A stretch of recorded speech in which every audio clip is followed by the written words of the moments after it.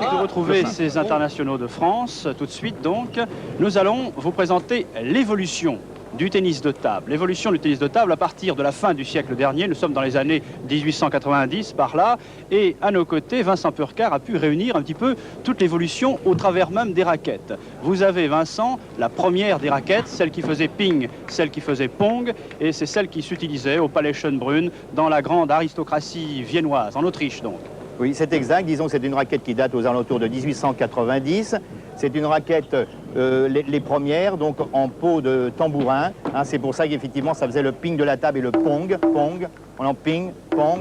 Et le nom de ping-pong est venu à cette époque-là. C'est-à-dire qu'avant, ça portait un autre nom. Il y a eu Gossamer, il y a eu ping-pam, il y a eu tout un tas de noms. Et ensuite, après, une fois que cette raquette a été dépassée, on est venu à la raquette tout doucement, à la raquette bois. Alors, la raquette bois, c'est le bois, disons pas de maintenant, mais enfin, c'est un bois simple, un bois net, sans revêtement. De la raquette bois, on est passé après à la raquette papier de verre, parce que le bois n'accrochait pas suffisamment, sa balle glissait, il fallait trouver quelque chose qui accroche. Et donc, c'était le papier de verre. Le papier de verre avait un inconvénient, c'est qu'elle usait énormément les balles. Bien sûr, elles étaient toujours blanches, mais elles étaient usées, on cassait les balles souvent. Alors de là, il y a eu une autre évolution, on est passé à la raquette liège. Et maintenant, le liège, là, effectivement, le rebond était déjà un peu plus rapide, et le bruit s'estompait tout doucement. On atteignait un certain équilibre donc avec la raquette en liège. Et on a joué longtemps, très longtemps, et on en trouve encore d'ailleurs sur les marchés. Ensuite est arrivée la raquette picot. Alors là, ce qu'on appelle la raquette picot, la raquette caoutchouc. Alors là, vous voyez, c'est une raquette qui date de 1935. Elle a appartenu au grand Victor Barna, 27 fois champion du monde en simple, en double mix, par équipe, etc.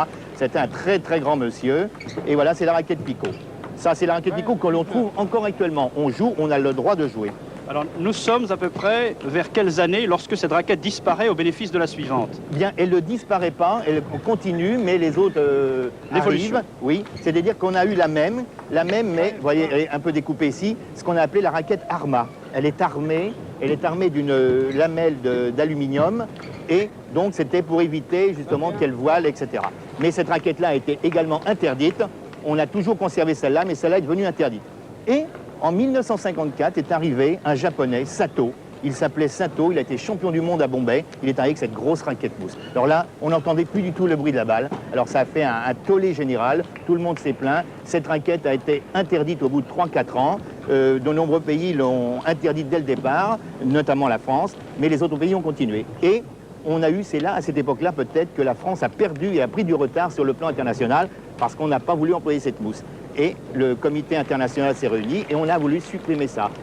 Mais les Japonais, eux, étaient contre. Et alors donc c'est là qu'il y a eu le problème. Les Japonais, ils ont dit, bon ben, vous voulez retirer ça, alors retirez votre caoutchouc aussi et on va revenir au bois. Mais est-ce que ça correspond véritablement à la poussée des Asiatiques? Oui. Oui, ça c'est l'arrivée des Asiatiques sur le plan tennis de table, surtout les Japonais. Hein. Les Chinois, on n'en parle pas encore, ce sont les Japonais qui sont arrivés. Donc aux environs de quelle année alors, à ce moment-là? Ça, aux alentours des années 50-54, exactement. Et donc là, il est tombé un compromis, et le compromis, c'est cette raquette-là. C'est-à-dire, on a dit, on va mettre de la mousse, on va mettre du picot. Alors donc voilà, c'est le compromis de ça. Au lieu de la grosse épaisseur, on met que 2 mm de mousse, et on met le picot par-dessus.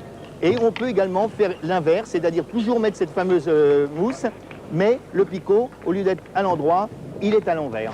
Donc voilà, ce sont les raquettes maintenant, les 3 raquettes autorisées dans la compétition. Et ensuite, les Asiatiques ont amené ce qu'on appelle le toe spin, la fameuse raquette qui accroche, qui accroche énormément, qui met beaucoup de rotation. Et les Européens, pour essayer de limiter les dégâts, ont inventé la raquette anti-top. C'est celle qui n'accroche pas.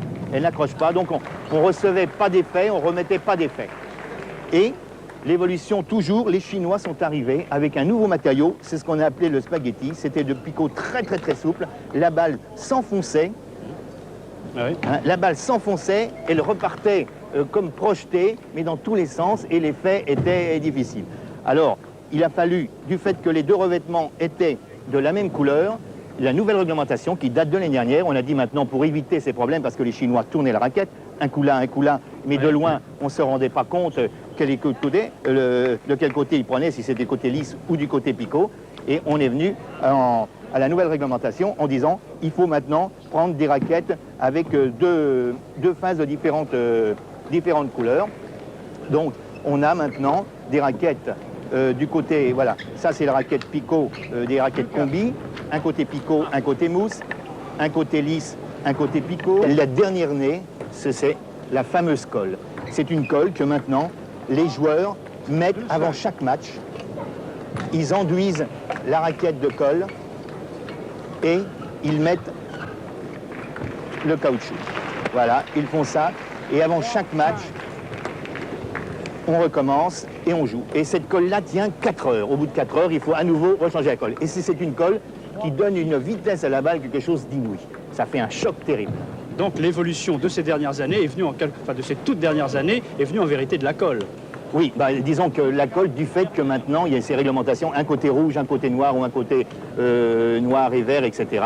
Et il a fallu trouver autre chose et ils ont trouvé cette colle. Voilà, alors écoutez Vincent, vous allez prendre cette balle, enfin vous en avez déjà une, donc vous allez taper avec une raquette d'aujourd'hui, c'est-à-dire nous allons juger du bruit d'aujourd'hui et avec moi nous allons revenir à 1890. Hein. Alors nous allons tout de suite, vous allez entendre les effets, voilà, là, voilà. Voilà, Vincent là-bas, vous ramenez, et moi 1890. Voilà, moi, ma balle on ne l'entend pas. Et chez moi on l'entend, nettement. Hein. Voilà.